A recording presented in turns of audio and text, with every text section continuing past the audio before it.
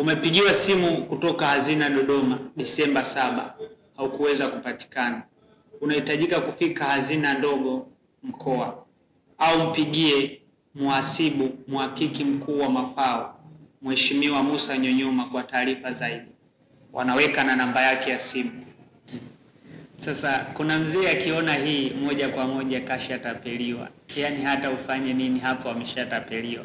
Aidha ni kweli anafuatilia mafao yake, kwa hiyo anahisi ni kweli walimpigia hakupokea au hakupatikana. Kwa hiyo anahitajika kumpigia muhakiki mkuu wa mafao ambao namba wanakuwa wameiweka hapo. Ukipiga simu na kuanza kufuata maelekezo yao, basi tayari umeshatapeliwa. Wana njia nyingi, ila moja ambao naijua wanaweza wakaitumia. Anaweza kukwambia natakiwa nipeleke majina 10 tu kwa haraka na nilikupigia haukuweza kupatikana, na majina yapo karibu majina 500 hapa na inatakiwa kupeleka majina 10 tu.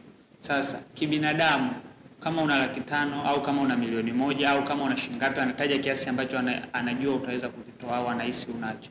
Kama una kiasi hiki, mimi nipatie, niliweke jina lako kati ya hayo majina 10, au majina yameshazidi na katika hao 10 wote wametoa 500,000, niliwapigia na wametoa 500,000. Sasa ili nitoe moja niweke la kwako, inahitajika utoe 1,000,000. Ili nirudishe 500,000 kwa huyu mmoja mwenye jina la 10, niweke jina la kwako. Kama utaki achana nayo. Sasa kwa mzee, kwa kuangalia jinsi anavyohitaji hiyo pesa, jinsi hali alionayo, jinsi anavyohitaji hayo mafao, ataona 500,000 kwake ni pesa ndogo au 1,000,000 ni pesa ndogo. Hivyo ataituma hiyo pesa na atakuwa amekwisha kutapeliwa. Shtuka mapema, mshtue na mwenzio, usikubali kutapeliwa. Ndio maana Kingi Fasihi tunashuka kitandani mapema kuja kukuletea mbinu jinsi ya kuepuka utapeli.